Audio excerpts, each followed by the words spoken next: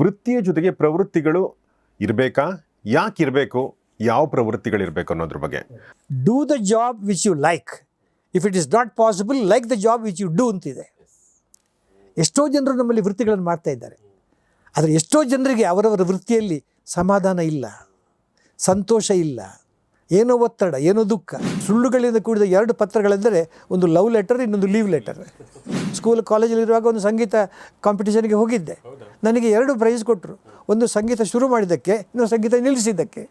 ಕೃಷ್ಣನ ಕೈಯಲ್ಲಿ ಕೊಳಲಿದೆ, ಸರಸ್ವತಿ ಕೈಯಲ್ಲಿ ವೀಣೆ ಇದೆ, ಆಯ್ತಾ. ಶಿವನ ಕೈಯಲ್ಲಿ ಡಮರು ಇದೆ, ವಿಷ್ಣುವಿನ ಕೈಯಲ್ಲಿ ಶಂಖ ಇದೆ, ಆಯ್ತಾ. ನಾರದ ಕೈಯಲ್ಲಿ ತಂಬೂರಿ ಇದೆ. ಸಂಗೀತ ಕೊಡುವಷ್ಟು ಮುದ, ಆನಂದ ಬಹುಶಃ ಇನ್ನು ಯಾವ ಒಂದು ಪ್ರವೃತ್ತಿಯೂ ನೀಡಲಾರದು.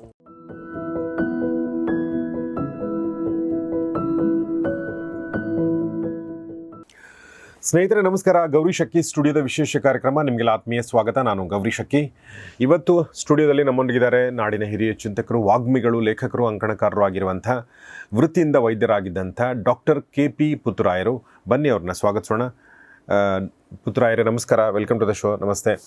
ಕಳೆದ ಸಲ ಸರ್ ಒಂದು ಅದ್ಭುತವಾದ ವಿಚಾರದ ಬಗ್ಗೆ ಮಾತಾಡಿದರು. ಅದು ಕನಸುಗಳು, ಬದುಕಿನಲ್ಲಿ ಕನಸು ಯಾಕಿರ್ಬೇಕು ಅನ್ನೋದ್ರ ಬಗ್ಗೆ ಮಾತಾಡಿದರು. ನೋಡಿದಿರೋರು ದಯವಿಟ್ಟು ಅದನ್ನು ನೋಡಿ, ಅದರ ಲಿಂಕನ್ನು ಡಿಸ್ಕ್ರಿಪ್ಷನ್ ಹಾಕಿರ್ತೀವಿ. ಆದರೆ ಇವತ್ತು ಇನ್ನೂ ಒಂದು ವಿಚಾರವನ್ನು ನಾವು ಮಾತಾಡ್ತಾ ಇದ್ದೀವಿ. ಆ ವಿಚಾರ ಏನಂದರೆ, ವೃತ್ತಿಯ ಜೊತೆಗೆ ಪ್ರವೃತ್ತಿಗಳು ಇರಬೇಕಾ, ಯಾಕಿರಬೇಕು, ಯಾವ ಪ್ರವೃತ್ತಿಗಳಿರಬೇಕು ಅನ್ನೋದ್ರ ಬಗ್ಗೆ ಅಲ್ವಾ ಸರ್? ಸೊ ಈಗ ಉದಾಹರಣೆಗೆ, ಈಗ ಸರ್ ಒಬ್ಬ ಡಾಕ್ಟರ್ ಅಂತ ನಾನು ಹೇಳಿದೆ, ಆದರೆ ಇವತ್ತಿಲ್ಲಿ ಕೂತ್ಕೊಂಡು ಮಾತಾಡ್ತಾ ಇರೋದು ಅವರ ವೃತ್ತಿ ಅಲ್ಲ, ಅದು ಅವ್ರ ಪ್ರವೃತ್ತಿ ಅಲ್ವಾ? ಇವತ್ತು ನಮ್ಮ ಜೊತೆ ಮಾತಾಡ್ತಾ ಇದ್ದಾರೆ ಅಂದರೆ ಆ ಪ್ರವೃತ್ತಿನ ಹೇಗೆ ಅವ್ರು ಅಭಿವೃದ್ಧಿ ಪಡಿಸ್ಕೊಂಡಿರ್ಬೋದು, ಹೇಗೆ ಬೆಳೆಸ್ಕೊಂಡಿರ್ಬೋದು, ನೀವೆಲ್ಲ ಇಷ್ಟಪಡೋ ಥರ ಅದನ್ನು ಏನೋ ಅವ್ರು ಮಾಡಿರೋ ಪರಿಶ್ರಮ ಪಟ್ಟಿರ್ಬೋದು. ಆ ಥರ ಒಂದಲ್ಲ, ಅವ್ರ 10 ಪ್ರವೃತ್ತಿಗಳು ಅವ್ರ ಹತ್ರ ಇದೆ. ಸೊ ಪ್ರಶ್ನೆ ಬರುವಂಥದ್ದು, ಇದು ಕೇವಲ ಡಾಕ್ಟರ್ KP ಪುತ್ತೂರಾಯರಿಗೆ ಮಾತ್ರ ಸಾಧ್ಯನಾ ಅನ್ನೋ ಒಂದು ಅನುಮಾನ ಕೂಡ ಬರುತ್ತೆ ಅಲ್ವಾ?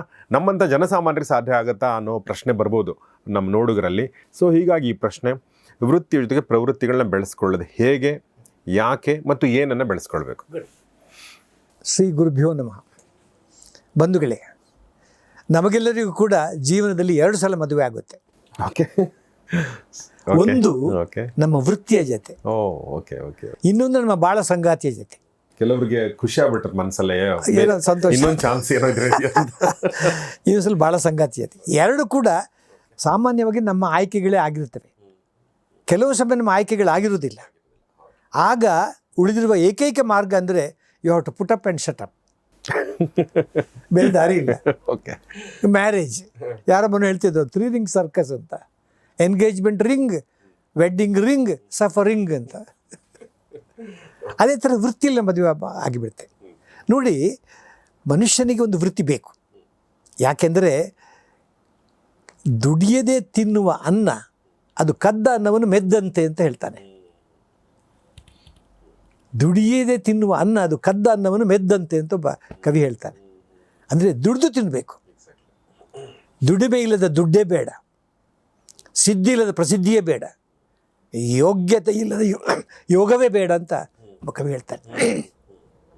ವೃತ್ತಿಯೊಂದು ಮಾಡಬೇಕು, ಎಲ್ಲರೂ ವೃತ್ತಿ ಮಾಡಬೇಕು. ದುಡಿದವನಿಗೆ ಉಣ್ಣುವ ಹಕ್ಕು, ದುಡಿಯದವನಿಗಲ್ಲ.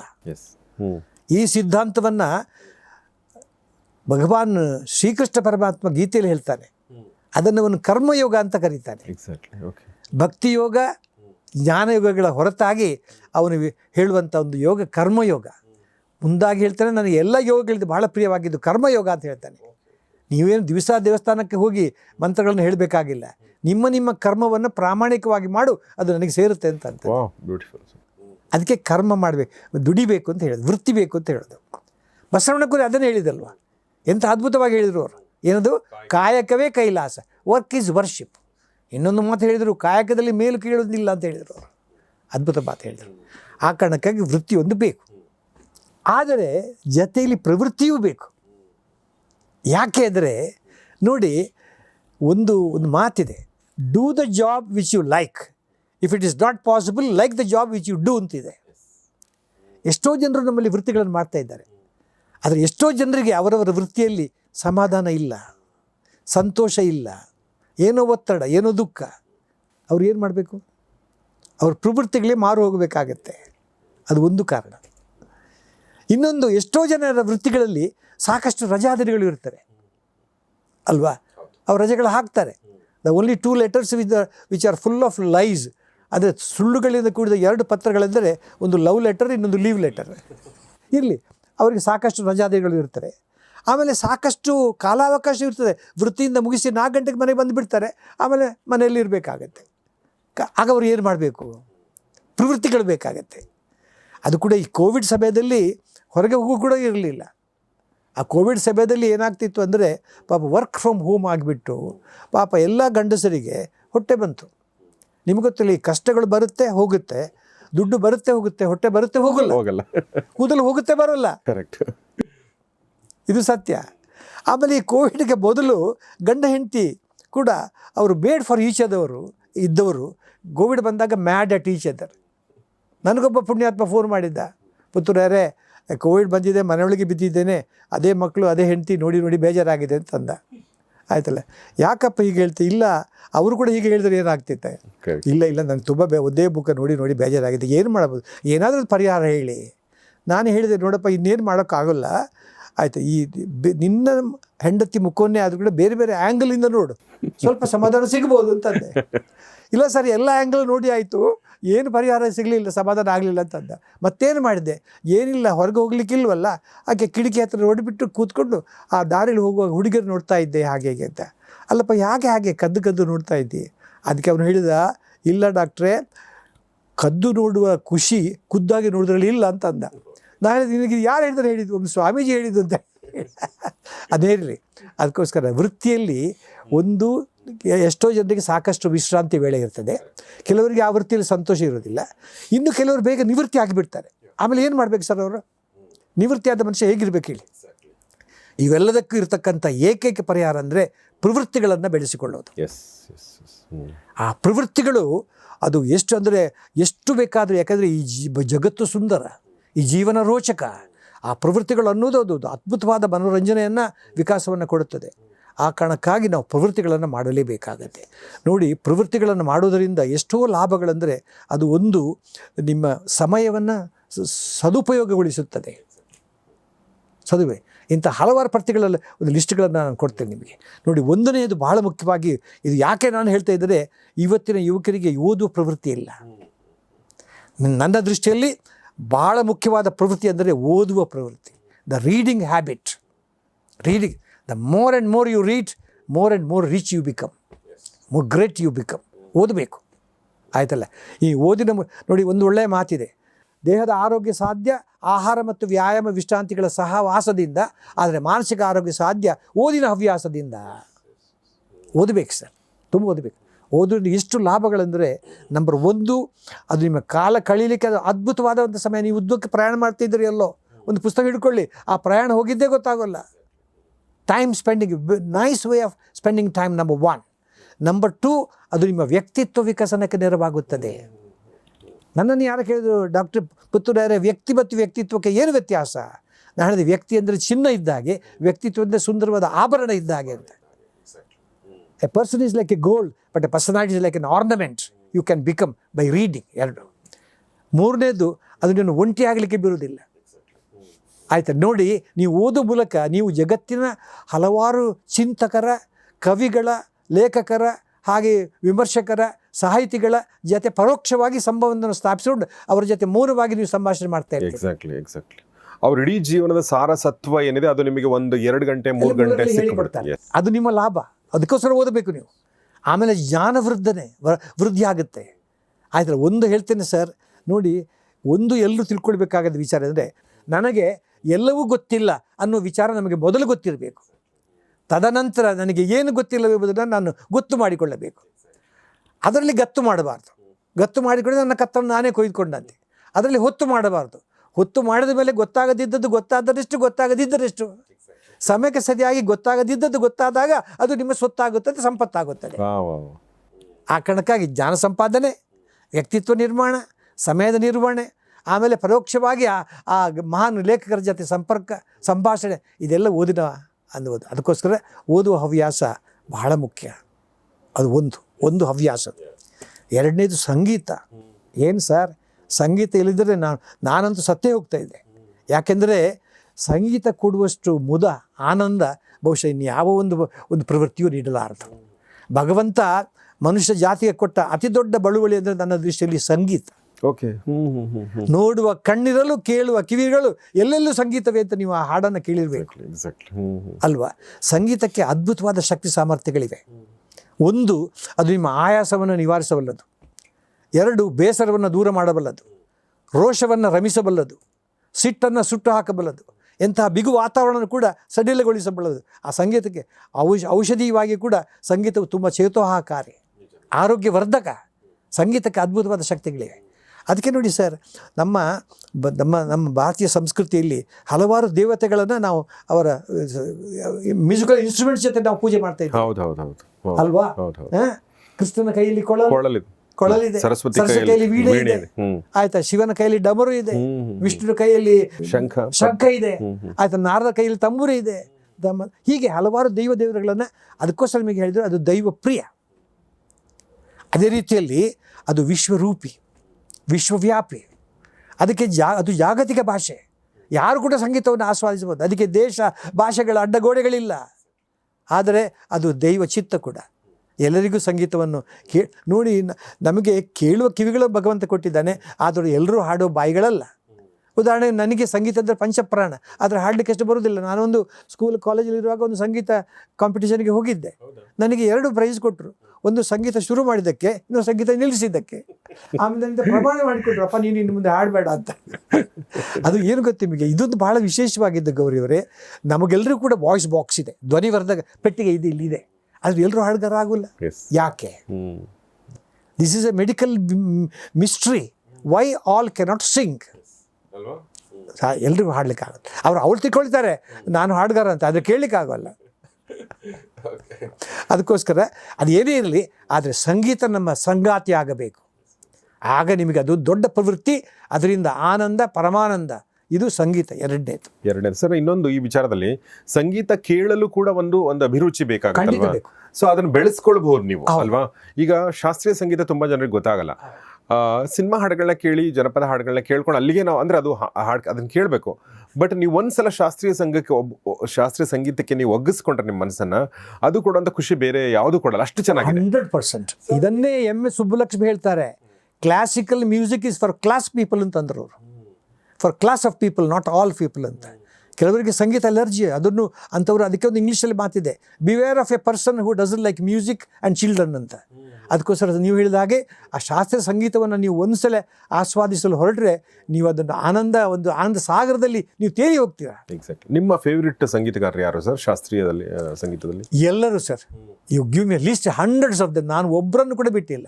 ನಾನು ಅವರ ಜೊತೆ UV ಮ್ಯಾಂಡಲ್ ಶ್ರೀನಿವಾಸದಿಂದ ಹಿಡಿದು, S.P. ಬಾಲಸುಬ್ರಹ್ಮಣ್ಯದಿಂದ ಹಿಡಿದು, ಬಾಲಮುರಳಿ ಕೃಷ್ಣನಿಂದ ಹಿಡಿದು, ಯೇಸುದಾಸದಿಂದ ಹಿಡಿದು, ನೀವು ಯಾರು ಹೇಳಿ, ನಾನು ಈ ಗಾಯನ ಸಮಾಜದಲ್ಲಿ ಆಗಾಗ ಹೋಗುವನು, ರಾಮಸೇವೆ ಮಂಡಳಿಗೆ ಪ್ರತಿ ಕಾರ್ಯಕ್ರಮಕ್ಕೆ ಹೋಗುವನು, ಆ ಥರ ಹೋಗಿ ಅವರ ಜೊತೆ ಇದ್ದು ಮಾತಾಡಿ ಬರುವನು.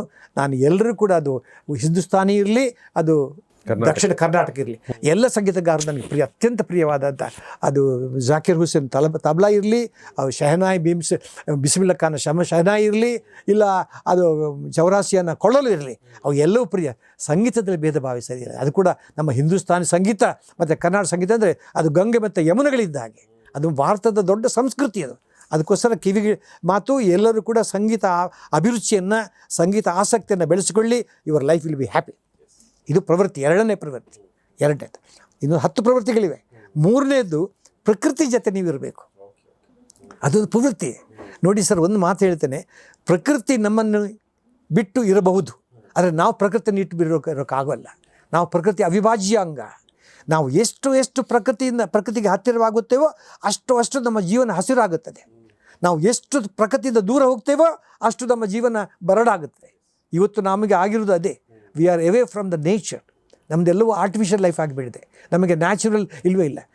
ಹೆಚ್ಚು ಬೇಡ ಸರ್, ನೀವು ಒಂದು ಕಾಡುಗುಡ್ಡೆಯಲ್ಲಿ ಒಬ್ಬರೇ ನಡ್ಕೊಂಡು ಹೋಗಿ, ಆ ಒಂದು ಸಸ್ಯ ಶ್ಯಾಮಲೆ, ಆ ಸಸ್ಯ ರಾಶಿ ಅನ್ನು ನೋಡಿ, ಆ ಚಿಲಿಪಿಲಿ ಕುಕ್ಕು ಹಕ್ಕುಗಳ ನಾದವನ್ನು ಕೇಳಿ, ಆಯ್ತಲ್ಲ, ಆ ಸೂರ್ಯಾಸ್ತಮ, ಆ ಸೂರ್ಯೋದಯ, ಆ ತೋಟಗಾರಿಕೆ, ಆ ಕೃಷಿ, ಆ ಬೇಸಾಯ, ಆ ಹಕ್ಕಿಗಳು, ಇದೆಲ್ಲದು ಯಾವ ಸುಂದರ ಅದ್ಭುತವಾದ ದೇವರು ಕೊಟ್ಟಿದೆ. ಅದಕ್ಕೋಸ್ಕರ ಎನದರ್ ಪ್ರವೃತ್ತಿ, spend more and more time with the nature.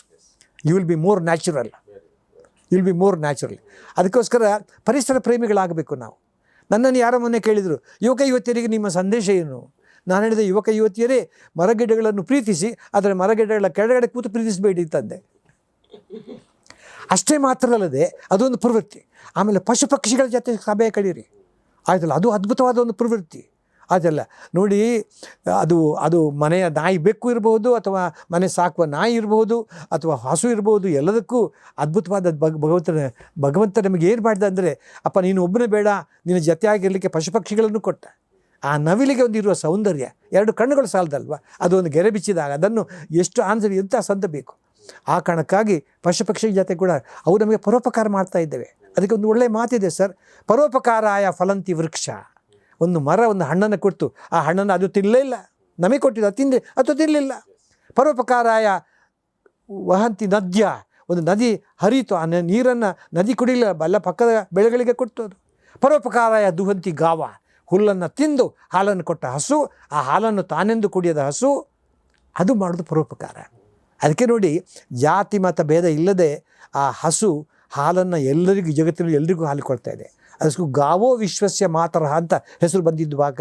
ಅದಕ್ಕೋಸ್ಕರ ನಮ್ಮ ಭಾರತ ಸಂಸ್ಕೃತಿಯಲ್ಲಿ ನಮಗೆ ಗೋ ಅಂದರೆ ಅದು ಗೋ ಮಾತೆ, ಅದು ಗೋ ಹತ್ಯೆ ಮಾಡೋ ಕ್ರಮ ನಮ್ಮಲ್ಲಿ ಇಲ್ಲ. ಅದಕ್ಕೋಸ್ಕರ ಪಶು ಪಕ್ಷಿಗಳ ಜೊತೆ ಕೂಡ ಸಮಯ ಕಳಿಬೇಕು, ಅದು ಒಂದು ಒಳ್ಳೆಯ ಪ್ರವೃತ್ತಿ. ನೆಕ್ಸ್ಟ್ ಪ್ರವಾಸ, ನಾವು ಆಗ ತಾನೇ ಮಾತಿಕೊಂಡೆವು, ಅದು ಒಂದು ದೊಡ್ಡ ಪ್ರವೃತ್ತಿ. ಯಾರು ಸರ್ ಒಂದು ಹೇಳ್ತೇನೆ, ಕೋಶ ಓದು ದೇಶ ಸುತ್ತು ಅಂತ ಒಂದು ಮಾತಿದೆ. ದೇಶ ತಿರುಗಬೇಕು. ನೀವು ಎಷ್ಟು ಪ್ರವಾಸ ಮಾಡ್ತೀರೋ ಅಷ್ಟು ದೊಡ್ಡ ವ್ಯಕ್ತಿಗಳಾಗ್ತೀರಿ ನೀವು. ಯಾಕಂದರೆ ಮನಸ್ಸು ವಿಕಸನಗೊಳ್ಳುತ್ತದೆ. ಅದಕ್ಕೋಸ್ಕರ ದೇಶ ಸುತ್ತಬೇಕು, ತುಂಬ ದೇಶಗಳಿಗೆ ಹೋಗಬೇಕು. ಎಷ್ಟೆಲ್ಲ ಲಾಭಗಳು. ನೀವು ನೋಡದ ಜಾಗಗಳನ್ನು ನೋಡ್ತೀರಾ, ನೋಡದ ವಿಷಯಗಳನ್ನು ತಿಳ್ಕೊಳ್ತೀರಾ, ನೋಡದ ಜನರನ್ನ ಭೇಟಿ ಆಗ್ತೀರಾ, ನೋಡದ ಎಷ್ಟೋ ವಿಷಯಗಳು ನಿಮ್ಮ ಗಮನಕ್ಕೆ ಬರ್ತದೆ. ನಾವಿಲ್ಲಿ ಕೂತ್ಕೊಂಡು ನಾವು ಅದನ್ನು ಗ್ರಹಿಸಲಿಕ್ಕಾಗೋಲ್ಲ, ಅದನ್ನು ಅನುಭವಿಸಬೇಕಷ್ಟೇ. ಅದಕ್ಕೋಸ್ಕರ ಇನ್ನೊಂದು ಕಿವಿ ಮಾತು, ಪ್ರವಾಸ ಅದು ನಿಮ್ಮ ಜೀವನದ ಅವಿಭಾಜ್ಯ ಅಂಗವಾಗಬೇಕು. ಭಾಳ ಚೆನ್ನಾಗಿ ಹೇಳಿದೆ ಸರ್. ಈ ಪ್ರವಾಸವನ್ನು ಈ ಥರ ಅದಕ್ಕೆ ಉತ್ತೇಜನ ಕೊಡಬೇಕು ಮತ್ತು ಜನರಿಗೆ ರೆಸ್ಪಾನ್ಸಿಬಲ್ ಪ್ರವಾಸ ಮಾಡಬೇಕು ಹೇಗೆ ಅನ್ನೋದ್ರ ಬಗ್ಗೆ ನಾವೊಂದು ಸಿರೀಸೇ ಮಾಡ್ತಾ ಇದ್ದೀವಿ. ಸುಮಾರು 40 ಎಪಿಸೋಡ್ಗಳನ್ನ ಮಾಡಿದ್ದೀವಿ. ಸೊ ಸಂಚಾರಿ ಅಂತ ಕಾರ್ಯಕ್ರಮದ ಹೆಸರು, ನೋಡದಿರೋ ದಯವಿಟ್ಟು ನೋಡಿ. ಮುಂದೊಂದು ದಿನ ನಮ್ಮ ಪುತ್ತೂರಾಯರು ಕೂಡ ಆ ಒಂದು ಸಂಚಾರಿ ಕಾರ್ಯಕ್ರಮದಲ್ಲಿ ಪಾಲ್ಗೊಂಡು ತಮ್ಮ ಸಂಚಾರದ ಅನುಭವಗಳನ್ನ ನಮಗೆ ಹೇಳ್ತಾರೆ ಅಂತ ನಾನು ಅನ್ಕೊಂಡಿದ್ದೀನಿ. Yes sir. ಸೊ ಪ್ರವಾಸ ನಮ್ಮ ಪ್ರವೃತ್ತಿ ಆಗಬೇಕು ಸರ್. ಯಾರು ಪ್ರವಾಸ ಮಾಡೋದಿಲ್ಲವೋ ಈ ರಿಮೇನ್ಸ್ ಎ ಸ್ಮಾಲ್ ಮ್ಯಾನ್. ಬಾವಿಯೊಳಗಿನ ಕಪ್ಪೆ ಇದ್ದ ಹಾಗೆ, ಅವನಿಗೇನು ಗೊತ್ತಿರೋದಿಲ್ಲ. ಇಲ್ಲಿ ಅದಕ್ಕೋಸ್ಕರ ಪ್ರವಾಸಿನ ನೆಕ್ಸ್ಟ್ ಪ್ರವೃತ್ತಿ, ನೀವು ಪುಟ್ಟ ಮಕ್ಕಳ ಜೊತೆ ಹೆಚ್ಚು ಸಮಯವನ್ನು ಕಳಿಬೇಕು. ಅದು ಒಳ್ಳೆಯ ಪ್ರವೃತ್ತಿ. ಏನಾಗುತ್ತೆ, ನಮ್ಮ ಮಕ್ಕಳು ಚಿಕ್ಕದಿರುವಾಗ ನಮಗೆ ಆಡಲಿಕ್ಕೆ ಪುರುಷೋತ್ತೇ ಇಲ್ಲ. ಯಾಕಂದ್ರೆ ನಾವು ಬೇರೆದಲ್ಲಿ ಬ್ಯುಸಿ ಆಗಿರ್ತೇವೆ, ವೃತ್ತಿಗಳಲ್ಲಿ ಆಗಿರ್ತೇವೆ. ನೋಡಿ, ವೃತ್ತಿಗೆ ಒಂದು ನಿವೃತ್ತಿ ಅಂತ ಇದೆ, ಪ್ರವೃತ್ತಿಗೆ ನಿವೃತ್ತಿ ಇಲ್ಲ. ಎಕ್ಸಾಕ್ಟ್ಲಿ. ವೃತ್ತಿಗೆ ಒಂದು ಇತಿಮಿತಿ ಇದೆ, ಪ್ರವೃತ್ತಿಗಳಿಗೆ ಇತಿಮಿತಿ ಇಲ್ಲ, ಯಾವ ನಿರ್ಬಂಧವೂ ಇಲ್ಲ. ಯಾರು ಬೇಕಿದ್ರು, ಯಾವಾಗ ಬೇಕಿದ್ರು, ಯಾವ ವೃತ್ತಿನೂ ತಂದಾಗಿ ಮಾಡಲಿಕ್ಕೆ ಸಾಧ್ಯ ಇದೆ. ಪ್ರವೃತ್ತಿಯನ್ನು ಮಾಡಿಕೊಳ್ಬೋದು. ಅದೊಂದು is an open invitation to everybody. ಯಾವುದು ಹೇಳಿ, ಪ್ಯಾಷನ್ಸ್. ಯಾಕೆಂದ್ರೆ ನಾನು ಹೇಳಿದೆ, ಜೀವನೋಪಾಯಕ್ಕೆ ಒಂದು ವೃತ್ತಿ ಬೇಕು, ಅದರ ಜೀವನಾನಂದಕ್ಕೆ ಪ್ರವೃತ್ತಿಗಳಿರಬೇಕು ಅಂತ. ಮಕ್ಕಳ ಜೊತೆ ಕಳೀರಿ. ಸಣ್ಣ ಮಕ್ಕಳು, ನಮ್ಮ ಮಕ್ಕಳು ದೊಡ್ಡದಾಗಿರುವಾಗ ಮೊಮ್ಮಕ್ಕಳ ಜೊತೆ ಕಳೀರಿ. ನಾನು ಒಂದು ಹೇಳ್ತೀನಿ ಸರ್, ಮೊಮ್ಮಕ್ಕಳ ಜೊತೆ ಸಮಯ ಕಳೆದಷ್ಟು ಆನಂದಮಯವಾದಂಥ ಒಂದು ಕ್ಷಣಗಳು ಇನ್ನು ಯಾವುದೂ ಮುದುಕರಿಗೆ ಇಲ್ಲ. ನಾನು ಇತ್ತೀಚೆಗೆ ಒಂದು ಬರೆದೆ, ಆಯ್ತಲ್ಲ, ನೀವು ಸಂತೋಷ ಪಡಲು ಮಕ್ಕಳ ಜೊತೆ ಮೊಮ್ಮಕ್ಕಳ ಜೊತೆ ಕಾಲ ಕಳೀರಿ ಅಂತ. ಆಯ್ತಲ್ಲ, ಮರೆಯಲಾಗದ ಮುದವನ್ನು ನೀಡುವ ಮೊಮ್ಮಕ್ಕಳು ಅಂತ ಒಂದು ಮೊನ್ನೆ ವಿಜಯವಾಣಿಯಲ್ಲಿ ಬರೆದೆ. ನಾನು ತುಂಬ ಜನ ರೆಸ್ಪಾಂಡ್ ಮಾಡಿ, ಸರ್ ಎಂಥ ಅದ್ಭುತವಾದ ಮಾತು ಹೇಳಿದೆ ಅಂತ. ಮೊಮ್ಮಕ್ಕಳ ಜೊತೆ ಕಳೀಬೇಕು. ಕೆಲವರಿಗೆ ಸಮಯ ಕಳೀಲಿಕ್ಕೆ ಟೈಮ್ ಇಲ್ಲೇ ಬರೋದಿಲ್ಲ.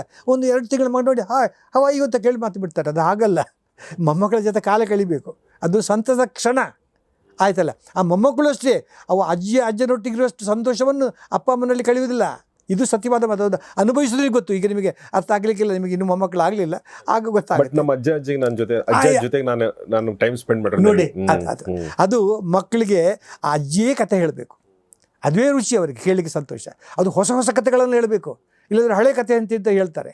ಆದರೆ ಅಜ್ಜಿ ಹೆಣ್ಣು ಮಕ್ಕಳಿಗೆ ಜಡೆ ಬಿಡಿಸ್ಬೇಕು, ಹೂ ಬಿಡಿಸ್ಬೇಕು, ಲಂಗ ಬಿಡಿಸ್ಬೇಕು, ಅವ್ರು ಮಾಡಬೇಕು. ಅಜ್ಜ ಆಟ ಆಡಬೇಕು. ಆಟದಲ್ಲಿ ಕೆಲವು ಸಲ ಅವನು ಸೋಲಬೇಕು, ಅವನು ಬೇಕು ಅಂತ ಸೋತು ಆ ಗೆಲುವನ್ನು ಈ ಮಕ್ಕಳಲ್ಲಿ ಕಂಡು ಇವನು ಸಂತೋಷ ಪಡಬೇಕು. ಅಜ್ಜನೇ ಸ್ನಾನ ಮಾಡಿಸ್ಬೇಕು. ನನ್ನ ಮೊಮ್ಮಗನಿಗೆ ನಾನು ಅಮೆರಿಕಕ್ಕೆ ಹೋದಾಗ ನಾನೇ ಅವನಿಗೆ ಸ್ನಾನ ಮಾಡಿಸ್ಬೇಕು. 3-5 ವರ್ಷದವನು. ಅವನು ಸ್ನಾನ ಮಾಡಿಸುವಾಗ ಹೀಗೆ ಸ್ನಾನ ಮಾಡುವಾಗ ಅವನು ಹೇಳೋದು, ಕೆಳಗೆ ಹೋದಾಗ ಅಜ್ಜ don't go below, that's my private part ಅಂತಾನೆ. ಅಂದರೆ ಎಷ್ಟೊಂದು ಇನ್ನೋಸೆಂಟ್ ಮಾತುಗಳು. ನಾನು ಅವನಿಗೆ 3 ವರ್ಷ ಇದ್ರೆ ನೋಡಪ್ಪ ನಿನಗೆ ಇವತ್ತು 3 ಇಯರ್ಸ್ ನಾವು ನೀನು 3 ಇಡ್ಲಿ ತಿನ್ನಬೇಕು ಇವತ್ತು 3 ಇಯರ್ಸ್ ಒಳಗೆ. ಆಗ ಹೌ ಓಲ್ಡ್ ಆರ್ ಯು? ಆಗ 82 ವರ್ಷ. 80. ದೆನ್ ಯು ಮಸ್ಟ್ ಈಟ್ 80 ಇಡ್ಲೀಸ್ ಅಂತಾನೆ. ಹೀಗೆ ಅವರ ಪ್ರಶ್ನೆಗಳು. ಯಾಕೆಂದರೆ ಇಷ್ಟು ಕಾರಣ ಯಾಕೆ ಗೊತ್ತು, ನಾನು ಯಾಕೆ ಇದನ್ನು ಹೇಳ್ತಾ ಇದ್ದರೆ ಮಕ್ಕಳಿಗೆ ಅರ್ಥ ಆಗಲಿ. ಮಕ್ಕಳ ಮನಸ್ಸು ಮುಗ್ಧ ಮನಸ್ಸು, ಅದು ಶುದ್ಧ ಮನಸ್ಸು, ಮುಕ್ತ ಮನಸ್ಸು. ಅದಕ್ಕೋಸ್ಕರ ಯು ಶುಡ್ ಬಿ ಹಿಂದಿನವ್ರು ಹೇಳಿದ್ರು ನೋಡಿ, you should be childlike not childish ಅಂತ. ಭಗವಂತ ನಮಗೆ ಹುಟ್ಟುವಾಗ ಎಂಥ ಮನಸ್ಸು ಕೊಟ್ಟ? ಮಕ್ಕಳಂಥ ಮನಸ್ಸು ಕೊಟ್ಟ. ಆಯ್ತಲ್ಲ, ನಾವು ಅದನ್ನು ಮುಂದೆ ರಾಡಿ ಮಾಡಿಕೊಂಡಿದ್ದೇವೆ. ಅದನ್ನು ದುರ್ಗುಣಗಳ ಗುಣದ ತೊಟ್ಟಿಲು ಮಾಡ್ಬೋದು, ಕಸದ ತೊಟ್ಟಿಯನ್ನು ಮಾಡ್ಬೋದಲ್ಲ, ನಾವು ರಾಡಿ ಮಾಡಿಕೊಳ್ತೇವೆ. ಅದಕ್ಕೊಬ್ಬರು ಕವಿ ಹೇಳ್ತಾರೆ, ಭಗವಂತ ಕೊಟ್ಟ ಮಕ್ಕಳಂಥ ಮನಸ್ಸಿನಿಂದಲೇ ಬಾಳಿ ಅದೇ ಮನಸ್ಸಿನಿಂದ ಸಾಯಬೇಕು ಅಂತ. ಅದಕ್ಕೋಸ್ಕರ ಒಂದು ಕಿವಿ ಮಾತು ಸರ್, ನಮ್ಮ ಪ್ರವೃತ್ತಿಯ ಮಕ್ಕಳ ಜೊತೆ ಹೆಚ್ಚು ಹೆಚ್ಚು ಸಮಯವನ್ನು ಕಳೆಯುವಂಥ ಪ್ರವೃತ್ತಿ ನಮ್ಮದಾಗಲಿ, ಅದುವೇ ನಮಗೆ ಆನಂದ, ಸಂತೋಷ. ಅದು ಒಂದು. ನೆಕ್ಸ್ಟ್, ಬರೀ ಸಂಗೀತ ಮಾತ್ರ ಅಲ್ಲ, ನಾನಾ ಕಾಲ ಪ್ರಕಾರಗಳು. ಅದು ನಾಟ್ಯ, ನಟನೆ, ನಾಟಕ, ಆಟ, ಬಯಲಾಟ, ಯಕ್ಷಗಾನ, ಅದು ಉಪನ್ಯಾಸ, ಪ್ರವಚನ, ಭಾಷಣ, ಏನಿಲ್ಲ ಸರ್, ಏನಿಲ್ಲ. ಈ ಭಗವಂತ ಈ ಜಗತ್ತು ರೋಚಕ, ಈ ಜೀವನ ಸುಂದರ, ಅದನ್ನೆಲ್ಲ ನೋಡುವಂಥ ಪ್ರವೃತ್ತಿ ಇಟ್ಟುಕೊಳ್ಬೇಕು. ಎಲ್ಲದಕ್ಕೂ ಆಸಕ್ತಿ ಇಟ್ಟುಕೊಳ್ಬೇಕು. ಇಷ್ಟು ಮಾತ್ರ ಅಲ್ಲ, ಅಂಚೆ ಚೀಟಿಗಳ ಸಂಗ್ರಹ ಒಂದು ಪ್ರವೃತ್ತಿ, ನಾಣ್ಯಗಳ ಸಂಗ್ರಹ ಒಂದು ಪ್ರವೃತ್ತಿ, ಆಯ್ತಲ್ಲ. ಹೀಗೆ ನಾನಾ ಪ್ರವೃತ್ತಿಗಳು ಸರ್. ಕೊನೆ ಮಾತಿನಲ್ಲಿ ನಿಮಗೆ ಹೇಳ್ತೇನೆ, ನಾವು ಎಷ್ಟು ಹೆಚ್ಚು ಹೆಚ್ಚು ಪ್ರವೃತ್ತಿಗಳನ್ನು ನಾವು ನಮ್ಮದಾಗಿ ಮಾಡಿಸಿಕೊಳ್ಳುತ್ತೇವೋ ಅಷ್ಟು ಸಂತೋಷವಾಗಿರಲಿಕ್ಕೆ ಸುಲಭ ಸಾಧ್ಯ. ಇದು ಸತ್ಯವಿದೆ. ನಿಮಗೆ ವೃತ್ತಿಯಿಂದ ಹಣ ಸಂಪಾದನೆ ಆಗಬಹುದು, ಆದರೆ ಪ್ರವೃತ್ತಿಗಳಿಂದ ಸಂತಸದ ಸಂಪಾದನೆ ಆಗುತ್ತದೆ. ಎಕ್ಸಾಕ್ಟ್ಲಿ ಅಂತ ಹೇಳ್ತಾ, ಪ್ರವೃತ್ತಿಗಳು ವೈವಿಧ್ಯಮಯವಾಗಿರಬೇಕು. ನಾನಂತೂ ನಾನೊಂದು ಖಂಡಿತ ಹೇಳಬೇಕು ಸರ್, ಹಿಂದಿನ ನನ್ನ ಒಂದು ಕನಸು ಅದೇನೆಂದರೆ, ನನ್ನ ಊಟದಲ್ಲಿ ಬರೀ ಅನ್ನ ಸಾರು ಅನ್ನ ಮಾತ್ರ ಸಾಲದು, ನನಗೊಂಚೂರು ಉಪ್ಪಿನಕಾಯಿ, ಒಂದು ಸ್ವೀಟು, ಒಂಚೂರು ಪಲ್ಯ, ತಂಬುಳು ಎಲ್ಲವೂ ಬೇಕು.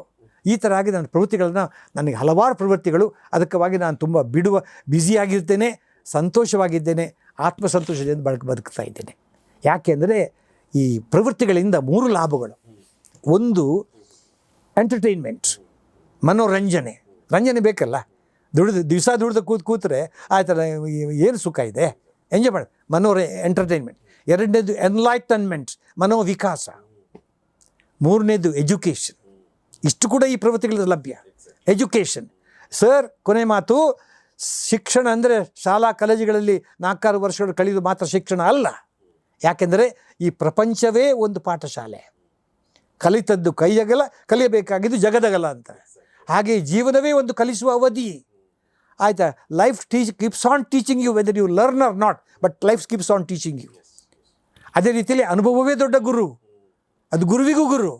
So life is neither a UG course nor a PG course, it's a lifetime course. ಮತ್ತು ಶಿಕ್ಷಣ ಅಂದರೆ ಬರೀ ಪದವಿಗಳನ್ನು ಪಡೆಯುವುದು ಮಾತ್ರ ಅಲ್ಲ, ಅದು ಬೇಕು, ಅದು ಸಾಧನ ಅಷ್ಟೇ, ಅದೇ ಅಂತ್ಯ ಅಲ್ಲ. ಅಂಕಗಳನ್ನು ಪಡೆಯುವುದು ವಿದ್ಯಾಭ್ಯಾಸದ ಅಂತ್ಯ ಆಗಬಾರದು. ಅದೇ ರೀತಿಯಲ್ಲಿ ಶಿಕ್ಷಣ ಅಂದರೆ ಬರೀ ಮಾಹಿತಿ ಸಂಗ್ರಹಣೆ ಅಲ್ಲ, it's not only collection of information, it's undergoing total transformation. ಶಿಕ್ಷಣ ನಿಮ್ಮಲ್ಲಿ ಪರಿವರ್ತನೆಯನ್ನು ತರಬೇಕು, ಬದಲಾವಣೆಯನ್ನು ತರಬೇಕು.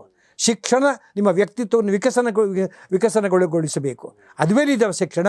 ಅಂಥ ಶಿಕ್ಷಣದ ಲಾಭ ಉಂಟಾಗುವುದು ನಮ್ಮ ಪ್ರವೃತ್ತಿಗಳು ನಾವು ಹೆಚ್ಚಾಗಿ ಮಾಡಿಕೊಂಡಾಗ.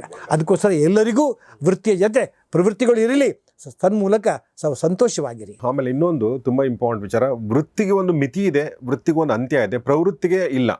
ಸೊ ನೀವು ನಿಮ್ಮ ಕೊನೆಗಾಲದವರೆಗೂ ನೀವು ಸಾಯೋ ತನಕ ನಿಮ್ಮ ಪ್ರವೃತ್ತಿಯಲ್ಲಿ ನೀವು ಸಾಕ್ತಾ ಹೋಗ್ಬೋದು ಅನ್ನೋದು ಒಂದು. 2ನೇದು ಸರ್, ಈಗ ಪುತ್ತೂರಾಯರ ಬಗ್ಗೆ ನಾನು ಮಾತಾಡೋದಾದರೆ, ಅವರು ರಿಟೈರ್ಡ್ ಆಗಿ ನನ್ನ ಪ್ರಕಾರ 22 ವರ್ಷ ಆಯಿತು. ಹೌದು, 22 ವರ್ಷಗಳಿಂದ ಇದೇ ಲವಲವಿಕೆ ನಾನು ಯಾವಾಗ ಭೇಟಿಯಾದರೂ ಅವ್ರು ಅಲ್ಲಿ ಕಾಣುತ್ತೆ, ಇದೇ ಜೀವನೋತ್ಸಾಹ. ಸೊ ಆ ಒಂದು ಜೀವನೋತ್ಸಾಹಕ್ಕೆ ಮುಖ್ಯ ಕಾರಣ ನನ್ನ ಪ್ರಕಾರ ಈ ಪ್ರವೃತ್ತಿಗಳು. 100%. ನನಗೆ ಹಲವಾರು ಪ್ರವೃತ್ತಿಗಳು ಸರ್, ಒಂದಲ್ಲ ಎರಡು. ನನಗೆ ಊಟ ಮಾಡೋದು ಇಷ್ಟ, ಊಟ ಮಾಡಿಸೋದು ಇಷ್ಟ, ಎಲ್ಲವೂ ಇಷ್ಟ, ಎಲ್ಲ ಅಡುಗೆ ಮಾಡೋದು ಇಷ್ಟ, ಅದೊಂದು ಪ್ರವೃತ್ತಿಯೇ. ತೋಟಗಾರಿಕೆ ಇಷ್ಟ. ಅಡುಗೆ ಮಾಡ್ತೀರಾ ನೀವು? ಮಾಡ್ತೇನೆ. ಅದು ತಿನ್ಲಿಕ್ಕೆ ಸ್ವಲ್ಪ ಕಷ್ಟ ಆಗುತ್ತೆ, ಇರಲಿ, ಅದು ಮಾಡಿದ ಉಂಡು ಮಾರಾಯ್ತು ಬರ್ಕೊಂಡು ನಾನೇ ತಿನ್ನಬೇಕಾಗುತ್ತೆ. ಆಯ್ತಲ್ಲ, ನನ್ನ ಹೆಂಡತಿ ಕೂಡ ಅಡುಗೆ ಮಾಡ್ತಾಳೆ ಈಗ. ಆದರೆ ಈಗ ಸ್ವಲ್ಪ ಏನಾಗಿಬಿಟ್ಟಿದೆ ಅಂದರೆ, ಈ ಫ್ರಿಜ್ ಬಂದುಬಿಟ್ಟು ಯಾರ ಮನೆಯಲ್ಲಿ ಫ್ರೆಶ್ ಊಟ ಅಂತ ಇಲ್ಲ ಸರ್. ಆಯ್ತಲ್ಲ, ಹುಳಿ ನೆನ್ನೆದ್ದು ಗೊಜ್ಜು ಮೊನ್ನೆದ್ದು, ಸಾರು ಲಾಸ್ಟ್ ವೀಕ್ ಇದ್ದು ಫ್ರೀಸರ್ ಇಟ್ಟಿದ್ದು ಕೆಟ್ಟು ಹೋಗಲೇ ಇಲ್ಲ, ತಟ್ಟೆ ಮಾತ್ರ ಫ್ರೆಶ್. ನಾನು ನನ್ನ ಹೆಂಡತಿಗೆ ಒಂದ್ಸಲ ಹೇಳಿದೆ, ನೋಡಮ್ಮ ನಾನು ಮೆಡಿಕಲ್ ಕಾಲೇಜ್ ಪ್ರೊಫೆಸರು, ನನಗೆ ಒಂದು ಕರ್ಣ ಶಪಥ ಮಾಡ್ತಾನೆ ಯಾವ ಮಹಾಭಾರತದಲ್ಲಿ. ಏನು ಶಪಥ ಮಾಡ್ತಾನೆ? ಒಮ್ಮೆ ಬಿಟ್ಟ ಬಾಣವನ್ನು ಇನ್ನೊಮ್ಮೆ ತೊಡಲಾರೆ ಅಂತ. ಹಾಗೆ ನಾನು ಶಪಥ ಮಾಡ್ತೇನೆ, ಒಮ್ಮೆ ಮಾಡಿದ ಅಡುಗೆಯನ್ನು ಇನ್ನೊಮ್ಮೆ ಉಣಲಾರೆ ಅಂತ. ಒಪ್ಕೊಂಡ್ಬಿಟ್ಲು, ಭಾಳ ಖುಷಿ ಆಯಿತು. ಆದರೆ ಹೇಳು ನಂದು ಒಂದು ಶಪಥ ಇದೆ ಅಂತಂದ್ಲು. ಏನದು? ನಿಮ್ಮ ಶಪಥ ಏನು? ಒಮ್ಮೆ ಮಾಡಿದ ಅಡುಗೆಯನ್ನು ಇನ್ನೊಮ್ಮೆ ಉಣಲಾರೆ. ನನ್ನ ಶಪಥ ಒಮ್ಮೆ ಉಟ್ಟ ಸೀರೆಯನ್ನು ಇನ್ನೊಮ್ಮೆ ಉಡಲಾರೆ ಅಂತಂದು.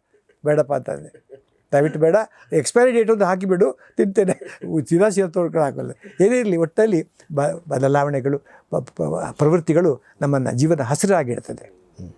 ಸರ್ದು ಸಂಗೀತ, ಓದುವುದು, ಮಾತನಾಡುವುದು, ತೋಟಗಾರಿಕೆ, ಅಡುಗೆ ಮಾಡೋದು ಯಾವುದಿಲ್ಲ ನಮ್ಮ ಪುತ್ತೂರಾಯರಿಗೆ. ಆಮೇಲೆ ಬರೆಯುವಂಥದ್ದು, ಅವರ ಅಂಕಣಗಳನ್ನ ನಾನು ತುಂಬ ಓದಿದ್ದೀನಿ, ಪುಸ್ತಕಗಳನ್ನ ಬರೆದಿದ್ದಾರೆ. ಸೊ ಅದು ಅವರ ಜೀವನೋತ್ಸಾಹಕ್ಕೆ ಕಾರಣ. ನೋಡಿ, ನಮಗೆ ಮೊಮ್ಮಕ್ಕಳು ಈಗಿನ ನಾನಾ ಕಾರಣಗಳಿಂದ ನಮ್ಮ ಮಕ್ಕಳು ದೂರ ಆಗಿರ್ತಾರೆ. ಇದು ಸತ್ಯವಾದ ಮಾತು. ಹೆಚ್ಚಿನ ಮುದುಕರಿಗೆ ಮೊಮ್ಮಕ್ಕಳು ಕೈಲಿ ಇರುವುದಿಲ್ಲ. ಆಗ ನಿಮಗೊಂದು ಕಿವಿ ಮಾತು ಹೇಳ್ತೇನೆ, ಆಗ ನಿಮ್ಮ ಮೊಮ್ಮಕ್ಕಳೇ ನಿಮಗೆ ಆಗಬೇಕಾಗಿಲ್ಲ, ಪಕ್ಕದವರ ಮೊಮ್ಮಕ್ಕಳನ್ನು ಕಂಡು ನಿಮ್ಮ ಮಕ್ಕಳ ಥರ ನೋಡಿ, ಅದನ್ನು ಕೂಡ ಅವ್ರ ಜೊತೆ ಸಮಯ ಕಳಿಬೋದು. ನಾನು ಸಂಜೆ 5 ಗಂಟೆಗೆ ಅರಬಿಂದು ಸ್ಕೂಲಿಗೆ ಹೋಗ್ತೇನೆ, ಮಕ್ಕಳು ಹೋಗಿ ಬರೋದನ್ನು ಅವರ ಮಾತಾಡಿಸೋಲ್ಲಿ ನಾನು ಕಾಲ ಕಳೀತೇನೆ. ತುಂಬ ಸಂತೋಷ ಕೊಡ್ತೇನೆ ನನಗೆ. ಅವರ ಒಂದೊಂದು ಪ್ರಶ್ನೆಗಳು, ಅವರ ಹಾವಭಾವಗಳ ಉತ್ತರಗಳು ಎಷ್ಟು ಮುಗ್ಧ ಅಂದರೆ ಅದು ದೇವರ ಸ್ವರೂಪಗಳು ಮಕ್ಕಳಂದರೆ. ಅದಕ್ಕೋಸ್ಕರ ನಮ್ಮ ಮಕ್ಕಳೇ ನಮಗೆ ಸಿಗ್ತಾರೆ ಅಂತ ಗ್ಯಾರಂಟಿ ಇಲ್ಲ. ಆದರೆ ನಾವು ಯಾರ ಮಕ್ಕಳನ್ನು ಮೊಮ್ಮಕ್ಕಳನ್ನು ನಮ್ಮ ಮಕ್ಕಳಾಗಿ ಮಾಡಿಕೊಳ್ಬೋದು ಸರ್. ಅದಕ್ಕೆ ಯಾವ ಅಡ್ಡಿ ಕೂಡ ಇಲ್ಲ, ಅಭ್ಯಂತರ ಕೂಡ ಇಲ್ಲ. ಭಾಳ ಒಳ್ಳೆ ಮಾತು, ಭಾಳ ಮೌಲಿಕವಾದ ಮಾತು. ಸೊ ನಾನು ಪ್ರವೃತ್ತಿಯ ಬಗ್ಗೆ ಅದು ಸುದೀರ್ಘವಾಗಿ ತುಂಬ ಅದ್ಭುತವಾಗಿ ಮಾತಾಡಿದಂಥ ನಮ್ಮ ಡಾಕ್ಟರ್ ಕೆ ಪಿ ಪುತ್ರರಿಗೆ ನಿಮ್ಮೆಲ್ಲರ ಪರವಾಗಿ ಧನ್ಯವಾದಗಳು ಹೇಳ್ತೀನಿ ಸರ್. ತುಂಬ ಥ್ಯಾಂಕ್ಸ್ ನಿಮಗೆ, ನಮ್ಮ ಜೊತೆ ಇಷ್ಟೊತ್ತು ಈ ವಿಚಾರಗಳನ್ನ ಹೇಳಿದ್ರಿ.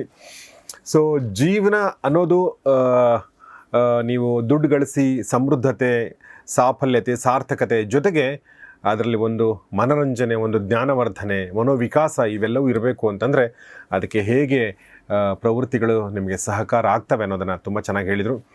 ದಯವಿಟ್ಟು ನಿಮ್ಮೆಲ್ಲ ಸ್ನೇಹಿತರೊಂದಿಗೆ ಶೇರ್ ಮಾಡಿ. ಮತ್ತು ನಿಮ್ಮ ಪ್ರವೃತ್ತಿಗಳು ಏನು, ಇತ್ತೀಚೆಗೆ ನೀವು ಕಂಡುಕೊಂಡಂಥ ಪ್ರವೃತ್ತಿ ಏನಾದರೂ ಇದ್ದರೆ, ಹೊಸದಾಗಿದ್ದರೆ, ಅನುಭವ ಇದ್ದರೆ ಅದನ್ನು ದಯವಿಟ್ಟು ಕಮೆಂಟ್ ಬಾಕ್ಸಲ್ಲಿ ತಿಳಿಸಿ ಅಂತ ಹೇಳ್ತಾ ಇವತ್ತಿನ ಈ ಎಪಿಸೋಡ್ ಮುಗಿಸ್ತಾ ಇದ್ದೀನಿ. ನೋಡ್ತಾರೆ ಗೌರಿ ಶಕ್ಕಿ ಸ್ಟುಡಿಯೋ, ನೋಡ್ತಾರೆ ಒಳ್ಳೆ ಕಾರ್ಯಕ್ರಮಗಳನ್ನ. ನಮಸ್ಕಾರ.